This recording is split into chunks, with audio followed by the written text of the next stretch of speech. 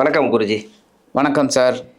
சுக்கிர பகவானுடைய பயிற்சி இந்த ஏப்ரல் மாதம் 20ஆம் தேதி வரக்கூடிய சுக்கிர பகவானுடைய பயிற்சி என்ன நட்சத்திரத்தில் ட்ராவல் பண்ணுறாரு அவர், அதனுடைய காரகத்துவம் என்ன அப்படிங்கிறது மட்டும் ஒன்று சொல்லிடுங்க. இந்த சுக்கிர பகவான் பயிற்சி பார்க்குறதுக்கு முன்னாடி ஆன்மீகம் ப்ளஸ் நேயர்கள் எல்லாருக்கும் ஜோதிட குருஜியின் இனிய வணக்கங்கள், வாழ்த்துக்கள், ஆசீர்வாதங்கள். இந்த சுக்கிர பகவான் அப்படிங்கிறது காலச்சக்கர தத்துவத்தின்படி 2-7க்கு அதிபதி. ரொம்ப அற்புதம். இப்போ சந்தோஷக்காரகன். அந்த வகையில் அவர் மேஷ ராசியை விட்டு விலகி இப்போ ரிஷபராசிக்கு வரப்போகிறார். ரிஷபராசி அப்படிங்கிறது அவரோட ஆட்சி வீடு. ஒவ்வொரு ராசிக்கும் ஒரு நல்ல நல்ல பலன்களை தான் கொடுக்க போகிறார். ஏன்னா சந்தோஷக்காரகன் 1-2 இடம் தான் கொஞ்சம் சுமாரான இது. மற்றபடி எல்லாருக்குமே இந்த உலகத்தில் ஜீவராசிகள் எல்லாமே சந்தோஷமாக இருக்கக்கூடிய ஒரு கிரகம் அப்படின்னு பார்த்தீங்கன்னா இந்த சுக்கிரன் தான். அந்த வகையில் இந்த சுக்கிரபகவான் ரிஷபராசியில் இருந்துக்கிட்டு என்னென்ன பலாபலன்களை கொடுக்க போகிறார் அப்படிங்கிறத நம்ம இப்போ பார்ப்போம். கடகராசிக்கு 4ஆம் அதிபதினு சொல்லக்கூடியவர், 11ஆம் அதிபதினு சொல்லக்கூடியவர் சுக்கிரன் ஆட்சி வீட்டில், அதாவது 11ஆம் இடத்துல ஆட்சி பலம் பெறப்போகிறார்.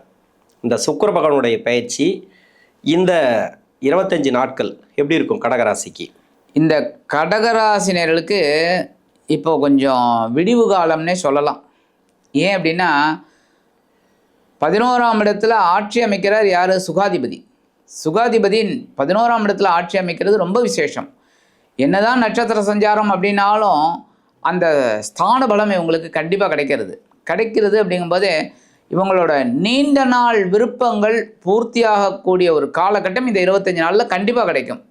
அது முதல்ல முக்கியமாக பெண்களுக்கு ரொம்ப அற்புதமான ஒரு காலகட்டம். ஏன்னா சுக்கிரன் அப்படின்னாலே பெண்கள் கொஞ்சம் அந்த இடத்துல உள்ளே வந்துடுவாங்க. அதனால் இவங்க சாதாரணமாகவே தாய்மை உள்ளம் கொண்டவர்கள் கடகராசினியர்கள். அந்த வகையில் இந்த அற்புதமான காலகட்டம் இந்த ரிஷபராசியில் லாபஸ்தானத்தில் லாபாதிபதி அங்கே இருக்கிறது ரொம்ப விசேஷம். அருமையான டைம். நிறைய பேருக்கு வேலை ரீதியாக பிரச்சனைகள் இருந்தது சமீப காலமாக. அதாவது அஷ்டம சனி முடிஞ்ச பிறகு வேலை கிடைக்கல, வேலையிலையும் பிரச்சனை. அது மாதிரி இருக்கிறவங்களுக்கு இப்போ வேலை ரீதியாக எப்படி இருக்கும்? அற்புதமான ஒரு வேலை கண்டிப்பாக நிச்சயம் கிடைக்குங்க. ஏன் அப்படின்னா லாபாதிபதி இருக்கார் அப்படிங்கும்போதே அந்த இடத்துல ஆட்சி அப்படிங்கும்போது நீங்கள் சொன்ன மாதிரி ரொம்ப நாளாக உத்தியோகம் அமைஞ்ச உத்தியோகம் சரியில்லை. அந்த ஒரு படத்தில் ஜனகராஜ் சொல்லுவார் பாருங்க, வந்ததும் சரியில்லை வாச்சதும் சரியில்லைன்னு. அந்த மாதிரி இவங்களுக்கு உத்தியோகத்தில் இருக்கிறவங்களுக்கும் பிரச்சனை, உத்தியோகம் இல்லாதவங்களுக்கும் ரொம்ப டென்ஷன். அந்த வகையில் இப்போ இவங்களுக்கு ஓரளவுக்கு நன்மைகள். ஏன்னா 9ஆம் இடத்துல சனி பகவான் என்னதான் லாபஸ்தானத்தை பார்த்தா கூட இவங்களுக்கு உத்தியோகத்தை கொடுக்கக்கூடிய ஒரு வாய்ப்பை கண்டிப்பாக அந்த சனி பகவான் கொடுத்தே ஆகணும்.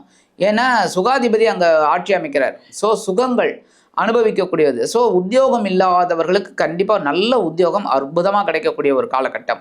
ஏற்கனவே உத்தியோகத்தில் இருக்காங்கன்னா இந்த பிரச்சனைகள்லாம் குறைஞ்சிரும். பிரச்சனைகள் குறைஞ்சாலே நிம்மதி தானே. கண்டிப்பாக நிம்மதியான ஒரு உத்தியோகம் அவங்களுக்கு கண்டிப்பாக இருக்கும். ஓகே. கடகராசியில் ரொம்ப நாளாக திருமணம் ஆகாதவர்கள், திருமணத்துக்காக முயற்சி பண்ணவர்கள், அவங்களுக்கு திருமணம் ஆகலை. இன்னொன்று பார்த்தீங்கன்னாக்கா இரண்டாவது திருமண வாழ்க்கை பாதித்தவங்களுக்கு இரண்டாவது திருமணம், கோர்ட்டு கேஸ் வரைக்கும் போயிட்டு ரொம்ப நாளாக பிரச்சனை கொடுத்துட்ருக்கிறவங்களுக்கு நிறைய இடத்துல ஜாதகம் பார்த்துருக்காங்க. எல்லா இடத்துலையும் இப்போ தீரும் அப்போ தீரும்னு சொன்னால் கூட இப்போ சரியான டைம் இதுதான். என்னென்னா இந்த சுக்கிர பகவான் சனி பார்வையில் வரார். 4ஆம் அதிபதினு சொல்லக்கூடிய சுக்கிரனே அந்த காரகத்துவம் உங்களுக்கே தெரியும். திருமணத்துக்கு எல்லாத்துக்கும் சுகபோக வாழ்க்கைக்கு வருதான், எதிர்பார்ப்பை பூர்த்தி செய்யக்கூடியவர் இவர் தான். ஆசைகள் ஆசாபாசங்கள் எல்லாமே இந்த சனி பார்வைப்படும் போது ஆட்சி பலத்தில் இருக்கும்போது சனி கொடுத்தே ஆகணும். கெடுக்கிற சனியாக இருந்தால் கூட கொடுத்தே ஆகணும். அப்படி இருக்கும்போது திருமண வாழ்க்கைங்கிறது எப்படி இருக்கும்? திருமணம் சம்மந்தப்பட்ட முயற்சி பண்ணுறவங்களுக்கு, ஏற்கனவே திருமணத்தில் இருக்கிறவங்களுக்கு கொஞ்சம் ரொம்ப நல்லபடியான ஒரு முன்னேற்றம் கண்டிப்பாக அவங்களுக்கு அமையும். ஏன்னா முக்கியமாக பொருளாதாரத்தினால தான் பிரச்சனையே வர்றது, வேற ஒன்றுமே கிடையாது. இந்த பொருளாதாரம் ஏற்றம் இறக்கமாக இருக்கும்போது தான் பிரச்சனையே வருது. மற்றபடி குடும்ப பிரச்சனை அதெல்லாம் வரத்துக்கு வாய்ப்பு இல்லை. இந்த அளவுக்கு இப்போ கொஞ்சம் வருமானம் வர்றதுனால கண்டிப்பாக குடும்பத்தில் ஒரு ஒற்றுமை இருக்கும். கணவன் மனைவி உறவு ஏற்கனவே அந்த இல்லறத்தில் இருக்கிறவங்களுக்கு சொல்கிறேன். இப்போ திருமண யோகம் அப்படிங்கும்போதே கண்டிப்பாக கொடுக்கக்கூடிய ஒரு காலகட்டத்தில் தான் இந்த சுக்கிரன் இருக்கார். 12ஆம் இடத்துல விரைய ராசியில் குரு இருக்கார். ஸோ விரயம் அப்படிங்கும்போதே சுப விரயம் தான் ஏற்படுத்தி கொடுப்பார். ஸோ திருமண யோகம் காத்து கொண்டு இருக்கிறவங்களுக்கு இந்த கடகராசினர்களுக்கு ரொம்ப நாளாக தள்ளி போன வரன்கள்லாம் இப்போ அமையறதுக்கு நல்ல வாய்ப்பு இருக்குது. அதேமாரி வம்பு வழக்கு இதிலெல்லாம் இருக்காங்க, கோர்ட்டு கேஸு அதெல்லாம் கண்டிப்பாக குறையும். இவங்களுக்கு குறைஞ்சி இவங்களுக்கு ஃபேவரபுளாக நடக்கிறதுக்கு வாய்ப்பு இருக்குது நிறையா. அது ஸோ இந்த சுக்கிரன் கண்டிப்பாக சனி பகவானோட பார்வையை பெறதுனால கண்டிப்பாக கொடுப்பார். ஓகே, நல்லது. ஏன்னா கடகராசி மாதிரி ஒரு ரொம்ப கஷ்டப்பட்ட ராசி எதுவுமே கிடையாது. எல்லா ராசிலையும் முதன்மை ராசி அப்படின்னா கஷ்டப்பட்டதில்ல. கரெக்ட். நல்லா இருக்கிற ராசின்னு சொன்னால் சந்தோஷப்படலாம். கரெக்ட். அதில் கஷ்டப்படக்கூடிய ராசி, கஷ்டப்பட்ட ராசி அப்படின்னாக்கா கடகராசி தான். ஏன்னா அங்கே இருக்கக்கூடிய நட்சத்திரங்கள். ஆமாம். ஏமாற்றம்னாக்கா அப்படி ஒரு ஏமாற்றத்தை பார்ப்பாங்க. ஆயிலியெல்லாம் சொல்லவே தேவையில்லை. அவ்வளோ இலகிய மனசு, இளநீர்னு சொல்லலாம். கரெக்ட். இளநீர்ல அந்த இது இருக்கு இல்லையா உள்ளோ, அது மாதிரி அந்த வழுக்கன்னு சொல்லுவாங்கல்ல, அவ்வளோ அதை விட ஒரு நைஸான. நிறைய ஏமாற்றங்கள். இது சுக்கிரதசை. சுக்கிரதசை இன்னொன்று சூரியனும் சந்திர தசை வந்தால் கூட இவங்களுக்கு இளவயது காலகட்டத்தில் வந்தாலும் இல்லை சென்டர் பகுதியில் வந்தால் கூட அந்த நட்சத்திராதிபதிகள் சரியில்லாத இருக்கும்போது, அதாவது சூரியன் சந்திரன் ஏன நட்சத்திரம் எல்லாம் சரியில்லைனாக்கா, சந்திரன் வந்து ஆயிலையோ இல்லைனாக்கா அவர் வந்து பூச நட்சத்திரத்தில் இருப்பார், புனர்பூசத்தில் இருப்பார். சூரியன் இல்லைன்னா சுக்கிரன் இது மாதிரி தசை நடத்தக்கூடிய கிரகங்கள் நிறைய பிரச்சனைகளை கொடுக்கும் இவங்களுக்கு. அதனால தான் பிரச்சனையே. இப்போ கடன் பிரச்சனைகள் நிறைய இருக்கு இல்லையா, அந்த கடன் பிரச்சனைகள் தீர்வாகுமா? கண்டிப்பாக. நீங்கள் சொன்ன மாதிரி இந்த புனர்பூசம் 4ஆம் பாதம் மட்டும்தான் அதில் வருது போகிறது. அது குரு, அது மட்டும்தான் நீங்கள் சொன்ன மாதிரி பரவாயில்லைங்கிற மாதிரி. ஆனால் அவங்களுக்கும் பார்த்திங்கன்னா அடுத்தது உடனே சனி தசை வந்துடும். சனி தசை கண்டிப்பாக கடகராசிக்கு வந்து பெரிய பாக்கியம் கண்டிப்பாக கொடுக்கவே கொடுக்காது, ஒரு பாடத்தை தான் கொடுக்கும். அடுத்தது புதன், அதுவும் இதுதான். அப்புறம் கேது சொல்லவே வேண்டாம், கண்டிப்பாக ஒரு பெரிய ஒரு கிள்ளி தூக்கி எறிகிற மாதிரி பண்ணிவிட்டு அதுக்கப்புறம் வரக்கூடிய சுக்கிரதசையும் சுமார் தான் அவங்களுக்கு. அதனால தான் இந்த கடகராசினர்களுக்கு பிற்கால யோக ஜாதகம் தான். அதனால் இவங்களுக்கு எப்போவுமே வாழ்க்கையில் அடிப்பட்டு மிதிப்பட்டு வெளியில் வரக்கூடியவர்கள். அந்த வகையில் இப்போ பார்த்திங்கன்னா அவங்களுக்கு இந்த கடன் சுமை கொஞ்சம் குறையிறதுக்கு வாய்ப்பு இருக்குது. ஏன்னா 11ஆம் இடம்ங்கும்போது வருமானம் வரும்.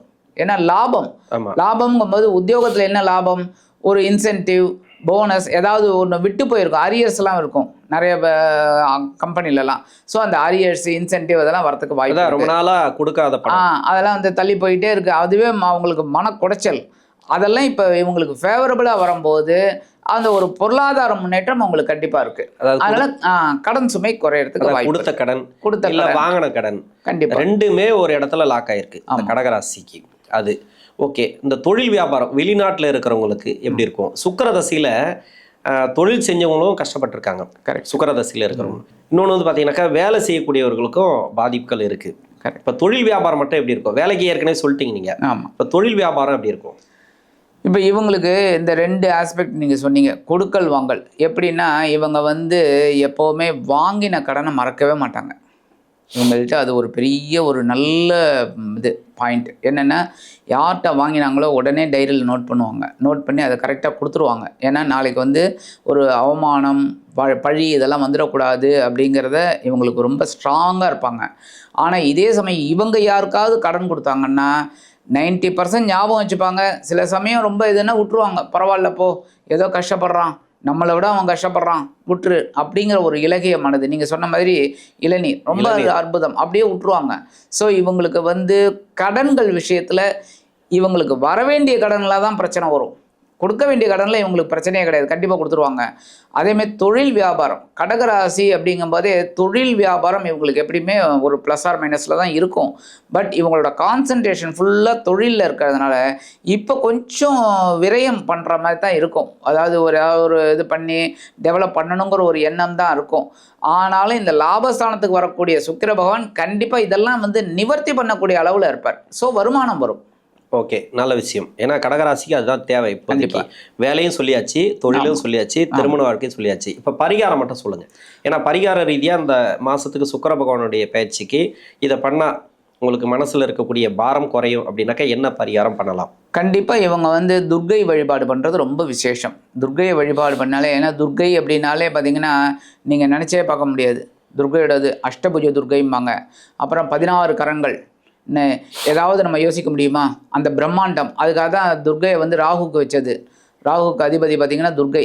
ஏன்னா ராகு பிரம்மாண்டத்துக்கு தான். என்ன கற்பனை தான். கற்பனை அதுமாரி இந்த துர்க்கையும் பார்த்தீங்கன்னா கற்பனை தான். நமக்கு அந்த அளவுக்கு 16 கை 32 கையெல்லாம் எங்கேயாவது நீங்கள் ஒரு தெய்வத்துக்கு நம்ம யோசிக்க முடியுமா? ஆமா. முடியாது. அப்போ அந்த மாதிரி துர்க்கை வழிபாடு பண்ணுறது ரொம்ப விசேஷம். சூப்பர். இவங்களுக்கு ஒரு தைரியம் கிடைக்கும். அதே மாதிரி இந்த ஏழைகளுக்கு அன்னதானம் பண்ணுறது ரொம்ப விசேஷம். நீடி பீப்புள் அது ரொம்ப விசேஷம்.